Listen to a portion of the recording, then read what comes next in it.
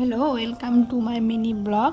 আমি এখন চলে গেছি, আমি আর আমার বড় অবশ্য আমরা দুজন চলে গেছি মালদা। সেখানে গিয়ে আমার দাদা ভাই এবং দিদি ভাইয়ের সঙ্গে বেরিয়ে পড়েছি ঘুরতে মালদা পার্কে। সেখানে গিয়ে এই দেখো, সামনে প্রথমে দেখালো যে একটি আম গাছে, পার্কের মধ্যে যে এত সুন্দর আম গাছ হয় আর এত আম ধরে, দেখলে অবাক হয়ে যাবে। তারপরে এই যে আমার ভাস্তি রয়েছে, সেই ভাস্তি দেখো স্লিপ খাচ্ছে। এখানকার পরিবেশটা এত সুন্দর, আর সব শাকসবজি এখানে চাষ করে পার্কের মধ্যে। তারপর দেখো এই খরগোশগুলো নিচে ইচ্ছায় কত সুন্দর ঘাস খাচ্ছে, দেখে সুন্দর লাগছে। তারপর আমার ভাস্তি খুব বায়না ধরেছে ওই পাখিগুলোর উপরে চড়বে, ঘুরবে। তারপর সে ওখানে ঘুরছে, আর আমরা এত আনন্দ করেছি ওখানে, আর এত সুন্দর আবহাওয়া, আর মানে খুব সুন্দর, কি আর বলবো বুঝতে পারছি না। তারপরে দেখো আমরা বড়রা সবাই মিলে দোলনাতে উঠে গেছি।